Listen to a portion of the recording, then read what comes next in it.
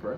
I don't know, I'm good. I just like to like draw out some, I like to like pull in some energy before I start because I have to be like more animated. So it's like I'm being regular Brett. You can be yourself. I'm myself too. I'm just myself like after I've had a little bit of coffee and just excitement in my life. Okay. Hey TRA family, this is Hannah from Hey TRA, and today I have a special guest with me, my husband, Mr. Bret Matthews. Hey guys. If this is your first time watching Hey TRA, Hey TRA is a YouTube series created by and intended for transracial adoptees. A transracial adoptee is a person who is fostered or adopted by a family or person whose race is different than their own. This racial difference makes navigating racial identity more challenging for the transracial adoptee. As a result, I've created this series to help us navigate racial identity together. Hey TRA releases new content every other Wednesday, except if you are on Patreon.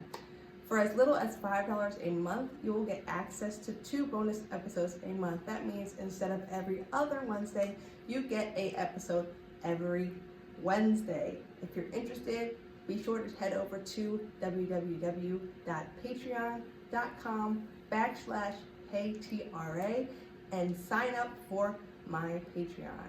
If you have not already, be sure to like, comment, share, and subscribe to my channel. And be sure to follow Hey TRA on all social media networks. We are on Facebook, Instagram, and Twitter. We out here. Moving right along, a shout out is in order. This video was actually suggested by one of my followers on Instagram, Cara Pepper. I'm sorry if I'm saying your name wrong. So Cara asked that I share some books and movies that are favorites for my children. And so because I'm talking about my kids, they're not just my kids, I wanted to invite my husband to share some of his favorite books. We're just breaking it down today about books. Maybe we'll do another one about movies later. Yeah. If you have a suggestion for a video idea that you'd like me to do, be sure to comment below or send me a DM on Instagram. Those are probably the best ways to reach me. And again, thank you, Cara, for the suggestion. We're excited to talk about our favorite books for our children. You ready? Yeah, I'm good. You ready? I'm ready. You gonna hit the let's get to with me? Sure. Yeah. Okay. Okay. Ready? On 3, 2, 1. Yeah. 3, 2, 1. Let's get to it. it. So here's what I'm thinking. We each list 3 books for each child and say a short something about what we like about it. So here's some context. We have a boy and a girl. Caleb, our son, is 6 years old, going on 7. CJ. And Journey, our youngest, is just a little bit over a year old. So we're going to be sharing books for boys and girls with that age kind of in mind. Yep. So if you have older children, this might not be the video for you. When we have older kids, we'll talk about older kid books. Yep. We're going to start with Caleb's books. Yep. Okay, so the first book, or in this case books, that we want to tell you guys about are books that are in the Ordinary People Change the World series. The one I'm holding up is I Am Martin Luther King Jr. Yep. And I Am Jackie Robinson. Awesome. And so one thing I like about these books is that they're just like a very kid-friendly version of like what a biography would be. Yeah. What else? What do you like now? And people of color, let's be honest, right? Famous people of color. Some stories you might have heard, some stories you might not have heard. I love sports, so, you know, I like Jackie Robinson. You know, really help the racial divide, you know, especially in baseball or segregation. So yeah, that's why I like Jackie Robinson. Yeah, and also our son Caleb enjoys sports, so he likes that kind of subject matter. So it's important that we also find books that are interesting to him. Oh yeah. Another thing that Caleb really likes is like comic style books. Oh yeah. And the illustrator in these books kind of uses that style. There's some like text on top, but then there's also like, it looks like a little comic book in the actual illustrations themselves. So it also interests him in that way too. Oh yeah. By the way, guys, these are Scholastic books. Brad Meltzer, sorry if I'm pronouncing any names wrong, is the author, and the illustrator is Christopher Eliopoulos? Sorry. Greek name, I think. Sorry. Yeah. Again, if we're pronouncing any of these names wrong, thanks guys for the books, by the way. There's also, I know, like I Am Rosa Parks. We have that one. We do. Yep. I know that there's other ones too. I know that they have like I think there's a Gandhi one and an Abraham Lincoln one. So it's not only, they don't only write books about Black historic figures. They talk about pretty much anyone who has changed the world or changed the course of history through their lives. And Positive again, impact, too. very positive, very kid friendly. It's not like too dark or too gruesome. I wouldn't recommend these books for a child that's under 3 because they are kind of dense. And they're long. They're not like one that you could read to a child before they go to sleep. Because, well, if you're looking for like a short book to read before bed, it's not this book. No, they're not. If you got some time and you want to, you know, take your time, this would be a great book for that. Anything else you want to say about the Ordinary People Change the World series? No, really good series, guys. Yeah, we'll definitely probably get some more of these. Yeah, definitely. We have a really good one. This is probably one of my favorites. It's not the Stork, so it kind of talks about where do babies come from, productive organs, the difference between male and female. And another reason why we like the book, guys, look, it's every kind of, you know, person, right? Yeah. On the book, which is great. So again, really good representation, which we really like. This is a New York Times bestseller. I didn't really know that until now. Robie Harris, and the illustrator is Michael Emberley. I think, again, if I'm pronouncing any last names wrong, we're sorry. But really good book, very dense. All right, so a lot of different sections to break down, but it really goes from, you know, talking about how babies are born, right? It goes to talking about different, you know, like different sexual organs of a male and female, and it's illustrated like extremely well. And again, it's give you guys a quick peek, right? So many questions, and I like how it's kind of, you know, like comic book style a little bit too. Sorry guys, if you couldn't see it.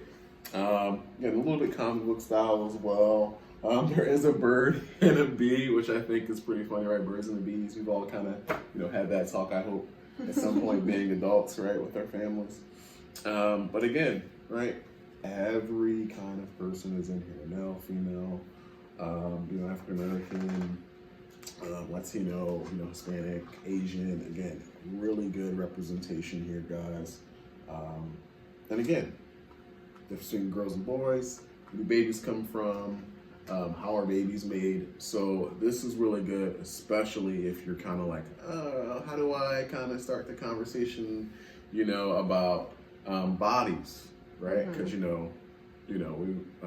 we're really good at, you know, making sure that Caleb knows, you know, his penis is called his penis, not his noodle. Or where should, you know, like people, you know, like who should see certain areas of his body and his private parts, right? So again, this book is really helpful with that. It's been a really good book for me.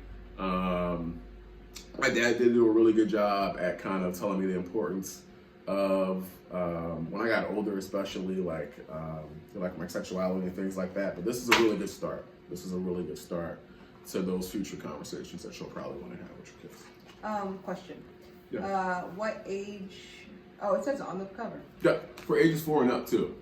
Yeah. So again, this is not for little kids. Pretty dense.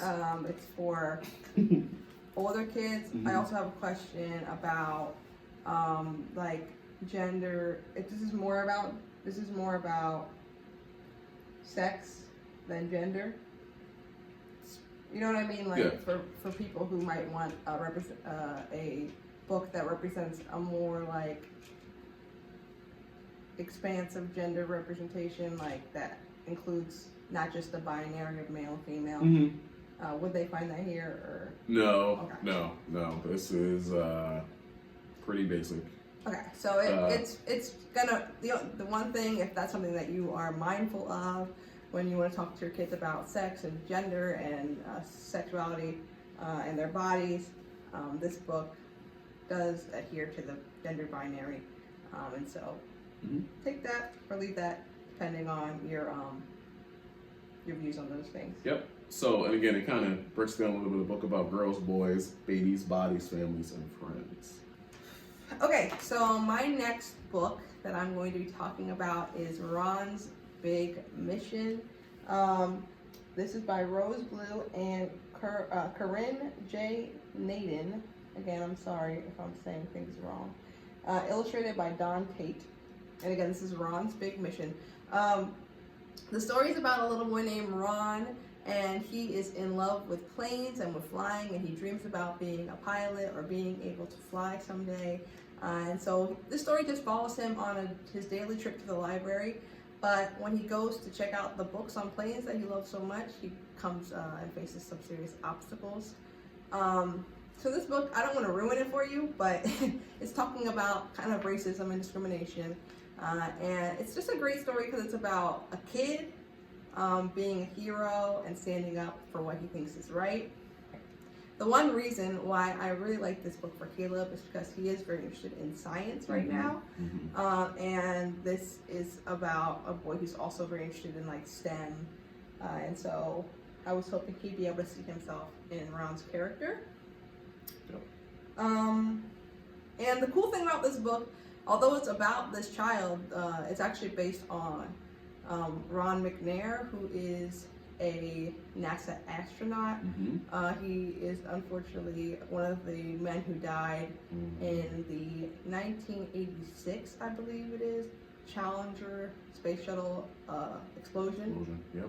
And so it's kind of cool because you see how he was kind of always brave and always having this heroism about him, and how that really like formed who he was as a person. Another thing that's really cool about this story is that the library which the story takes place in is actually now named after him.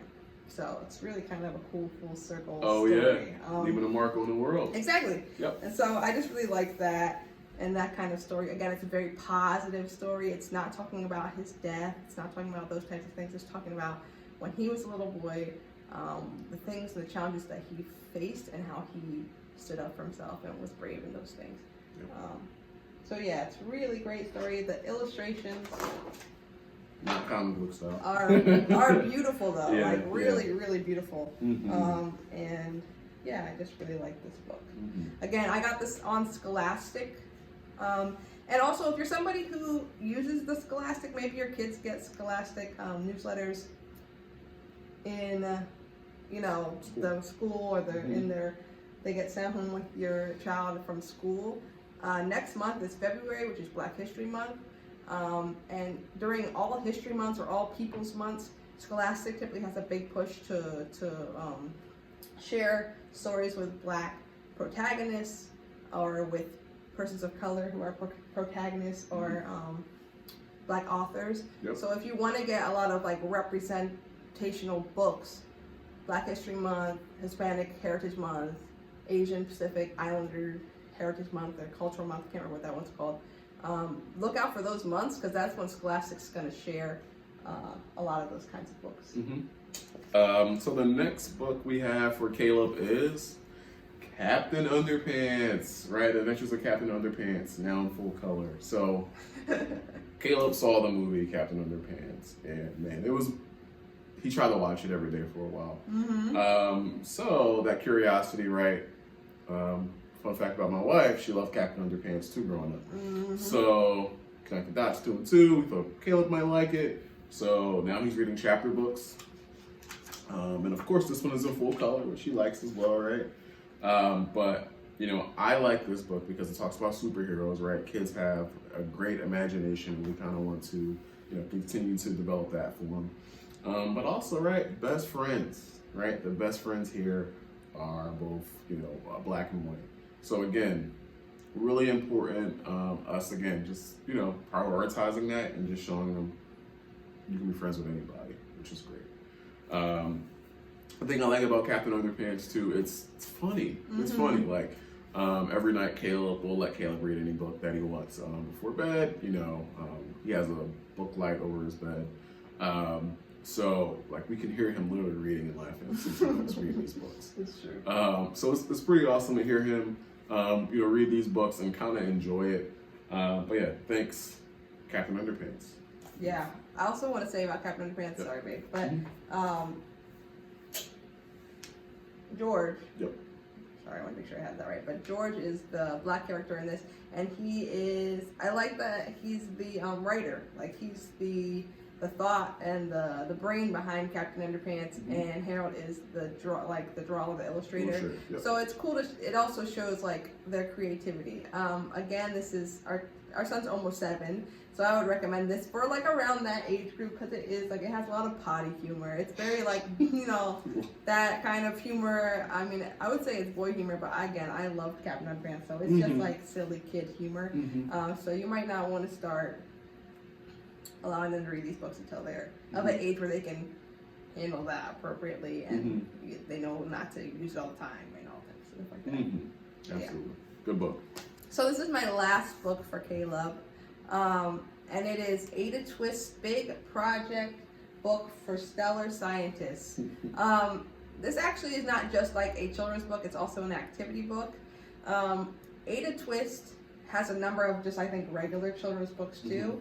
But I like this one. Again, Caleb's interest in science. I love that it's a little black girl in STEM. Again, we know that they are underrepresented in STEM, and so it's cool to see her. Also, you'll see like it talks about her family there, so I just love their little vibe. But basically, the cool thing about this book, again, it's a project book, so there's 40 plus things to discover, draw, and make, and so it's hands-on. So Caleb not only can read about science, but he can also do some activities himself. I'm trying to find one that he did here. He made like a hypothesis, and then we went to the library and we looked up how fast cheetahs can run. So like there are little activities that you can do with your child. And again, it's so hard sometimes to find like activities and coloring books that have a good amount of race representation. So this is a cool kind of like mix and mashup of the two. So that's why I like Ada Twist. Who's it by? This book is by Andrea Beatty and illustrated by David Roberts. Nice. And again, I think she's the author of all Ada Twist books. So again, there's not just this project book, there are also children's books. Cool. Now we want to move on to our picks for Journey. All right. So the next book we have is Princess Hair for our, 13, 14-month-year-old now journey. So it's called Princess Hair. It's by Cherie Miller, and I like it. I read it to Journey. It's because it has different illustrations of rich people of color, but everyone with different hair textures, right? So it's pretty cool, like twists. As you can see, our daughter chooses things, unfortunately, right? But like dreadlocks, kinks, curls. I mean, it's a really cool book with many different, again, kind of hairstyles and things like that, and different kinds of girls, right? And that's another thing. It says, again, it's princesses, like, so all of the girls have like crowns and stuff on, or doing something fun. It's pretty cool, and it's a short book. Our 14-month-year-old, she's super busy.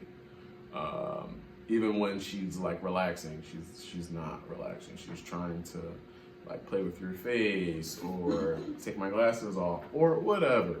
But this is a pretty short book, very light read, awesome colors in it as well. So I enjoyed a lot reading this to Journey, and she actually will, somewhat sit still for reading this one, which is really good. I'm trying to think anything else about this book. No, short and sweet. Again, really good confidence book too. Some really good info. Yeah, it's definitely targeted towards black girls, but it has a good representation of like different skins and skin tones and shades and different textures, like you said, of their hair, which I really like. Yep. Another thing that's really cool about this book is that Cherie Miller not only writes the books but also illustrates them herself. And so that's cool. You're supporting not only a black author but a black illustrator. That's awesome. Yeah. Yeah, Cherie, good job. Yeah, go ahead, girl. So our second book for Journey is A is for Awesome. This is actually a more recent purchase of ours. Every baby has their alphabet book, but this one is different because it is one letter for each like influential woman. Yep. So A is for Amelia Earhart, and so then it explains a little bit about her. So basically, it's a really cool alphabet book. It's not your typical like A is for apple and B is for banana. Definitely. It's different. It's for girls. There's not only just white women. There are different women represented, as you can see. Oh yeah, Fojo and Harriet Tubman. So it's a good mix. It's not just black women. It's not just one kind of woman. Is what I'm trying to say. All women. Yes, and so again, it's a good introduction to empowering your little girl. So our last book for Journey, we didn't have as many books for Journey because she's not reading. Caleb is actually reading his own books and shows interest in certain specific books. But when Caleb was Journey's age, we just read to her all the time, right? We just chose books that we liked and that had a good amount of representation and just read them to him. Yeah, so we kind of do the same thing for Journey. A host of different books that we have from Caleb that we're kind of using for Journey now too. She'll let you read them sometimes. Other times, she's like, all right, enough of that. Yeah, she's like, that's enough words. But this is actually one of those books that was for Caleb that now we are reading to Journey. It's a Matthew's family favorite. It was a gift to us from our pastor in Indiana and his wife. When we first had Caleb, and so it's sweet to us. It's sweet to us for that reason. But one thing I love about this is it's not, directly attached to race or to political anything. It's just about how much, as a parent, you unconditionally love your child.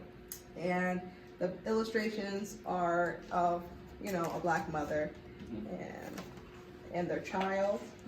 And so I just like it for that reason. It's really just about, I love you so much. I love you more than I can ever say. There's no measure to the amount of love that I have for you. It's just a very sweet book. And it just so happens to have brown and black characters. Especially brown and black families too. Yeah. That's not common, I've noticed, unfortunately. So we do like that. Again, the illustrations are phenomenal as well. Very bright colors. And, longer book though too. So it might not be a quick read for a 1-year-old. That's why she doesn't, she always sits still when reading to her. But good book. Yeah, it's a good old fashioned I love you book. All right, so that is all of the books that we have for you. I have a few things like I thought we could maybe discuss about how we choose the books that we do. Yeah, sure. And just like how we prioritize certain books over others. And then that'll be it for us. So I wanted to ask you about, or just talk about, the importance of representation in books. So basically, it's really important to us that characters, not only do we have characters that look like our children, but there are all kinds of characters in the books that we read. But of course, it is really important to us that there are characters, that our kids can see themselves in the books that they read. I know, I would definitely agree with that. Again, it's just kind of unfortunate that, kids don't always see themselves in characters that they read, right? So for us, we made a very conscious effort to make sure that was like a priority. Not just in life, but also, of course, in a lot of the books that our children read. Now, everything isn't like that. Like they have, especially Caleb, he can read whatever book pretty much he wants for his age group. Yeah. I'll also put that out there. Yeah. But as his parents, as his guardians, as people that, God kind of, given us to really be his parents, we want to make sure that, we prioritize that, yeah. He has books that he can actually see himself in. Yeah. Next thing I want to say is I wanted to also talk about with representation how not all Black, like not only having stories, because our children, they're Black, but they're both lighter skinned. Mm-hmm. And I want to make sure that not only do they have books that have Black characters, but they also have books that have Black characters that look like they do. So even the importance of representation down to skin tone. So if you have a darker skinned Black child, trying to find a baby doll that has their skin complexion, and for all of our kids trying to do that. I don't think that there's anything wrong with having a variety of skin tones, and you should do that, and we do that. But I think that trying to find as much representation in all things as possible, not just one kind. It's good. The importance of supporting authors and illustrators of color. Any thoughts on that? Yeah. Of course, you want to support the people that look like you. Again, typically, in my opinion, especially with some of the books that we've gotten, and we typically buy them at local bookstores too. Mm-hmm.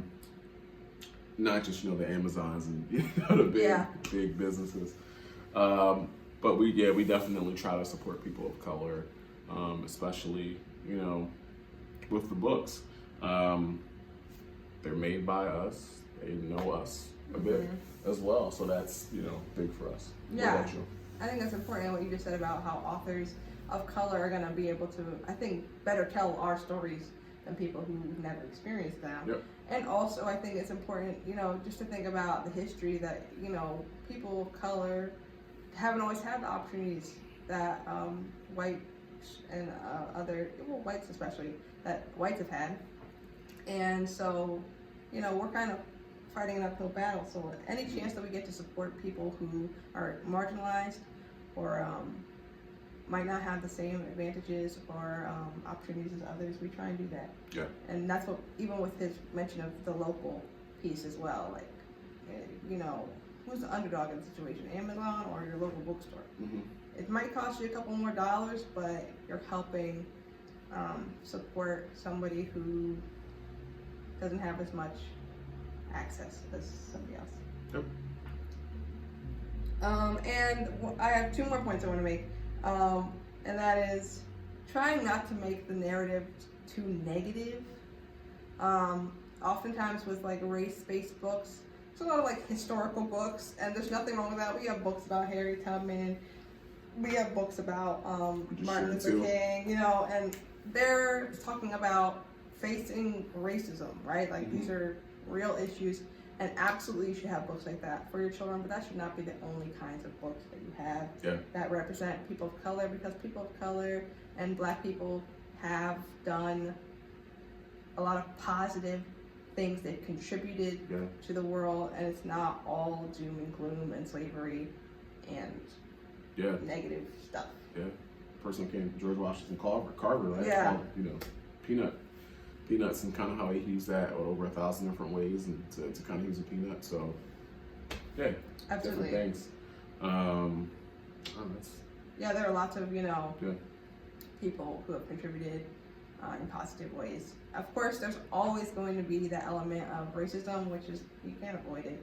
So that's probably going to be a factor in a lot of stories. But just try and keep, a balance to that ratio of how many books do we want to be that heavy subject matter, and how many books do we want to be like Princess Hair, which is just about loving your hair and loving it naturally.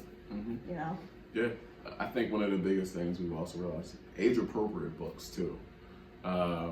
So whatever, you know, the age of your child is, make sure that you get books that are for their age group and read them first. Yeah, read them first. Small tip, read them first.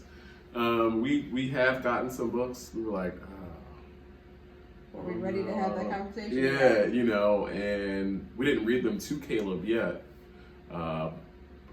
You know, make sure that you read the books prior to reading them to your children, because they're curious. They're going to ask you some questions that you might not be ready for.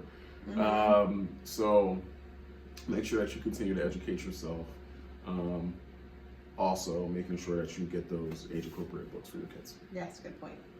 The last thing I want to talk about is just like, again, I've talked about this in other videos, but Bret and I are both Christians, and we raise our children within that belief system. It's something that informs how we live our lives, how we parent our children. And so we really struggled. I want to talk about the struggle. We really struggled to find a diverse Bible, like children age Bible, and especially to find an accurate historical representation of Jesus. People don't like to hear this sometimes, but Jesus was not white. And so, you know, just based on where geographically where he was born. Based on I'm not saying, some people argue that Jesus was black. I don't know if I'm a believer of that. I don't know. I'm thinking he was a person of color though. And so, trying to find a children's book that has an accurate representation of Jesus, as well as a diverse, you know, representation through the characters. Mm-hmm. It's hard. It is a challenge. Mm-hmm. It is real out here. Mm-hmm. Yeah, I don't think. We really don't have one. Like the best one I think that we have is the Storybook Bible. Yeah, the Jesus Storybook. The Jesus Storybook Bible, and even so, it's still not. It's a very Anglo Jesus, and so. That's a very.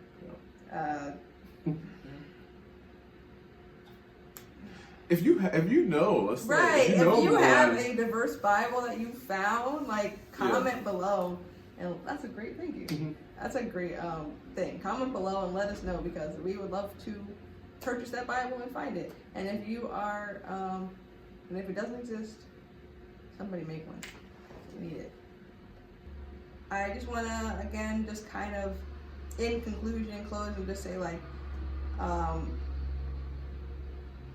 We as parents of black children, and you as potential white adoptive parents of brown and black children, you have a responsibility to make sure that your children see versions of themselves in the stories that they read, especially if they're not getting that at school. It's your job to make sure that they have that equal amount of representation in their books and in the stories that they read. I remember in college I did this activity where they had us write down like our favorite books in a course, and I wrote them all down, and then the professor asked us how many of those books are written by women.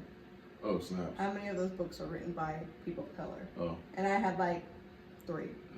How many books? I was like, I mean, she was like, write down as many of them as you can think of. Yeah. And I probably had 20. Oh. And I had maybe like 2 or 3 that were actually by a woman or a person of color, not by both. Like either one. So yeah, it's probably the same. And so like. When you think about your child, what books will they think of? You know, and how many of those, the classics, you know, the ones that we always read to our kids, how many of those are really written by people who might look like them? So when you're reading these books, as parents, everyone, just please be aware, you know, these books, you're going to, you know, probably be out of your comfort zone. And, you know, your kids might ask you some questions that you might have some tough answers to as well for them afterwards. But that's okay, right? We're parents, we're here to love our children, right? Love on them and raise them the best way that you can. And, you know, again, it's all about just learning more and growing. You know, it's been a journey for us as well. We grow every day, really, in different ways. But yeah, read the books to your kids. Enjoy the time with them. Yeah. Days fly by.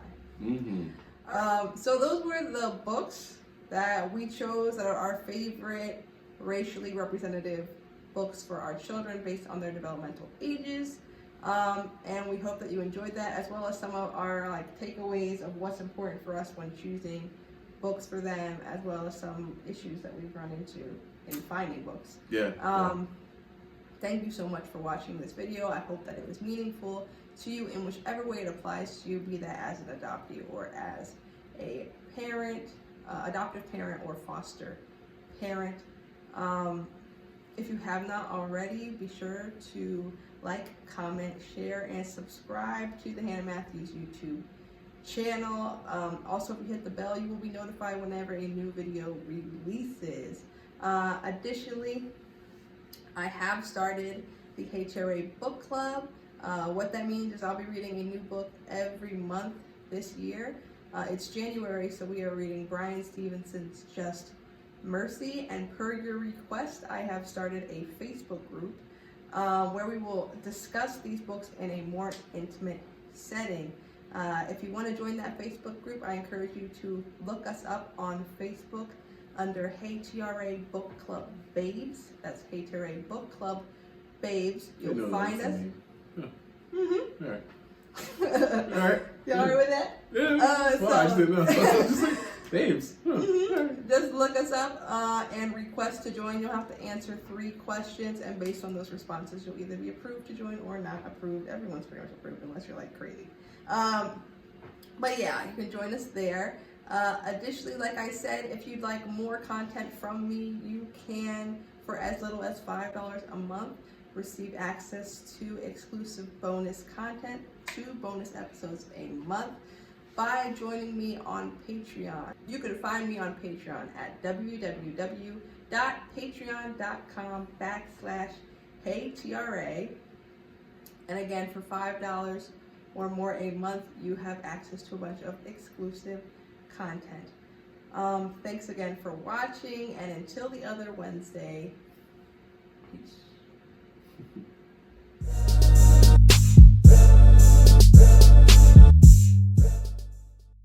Do it. Yeah! Okay.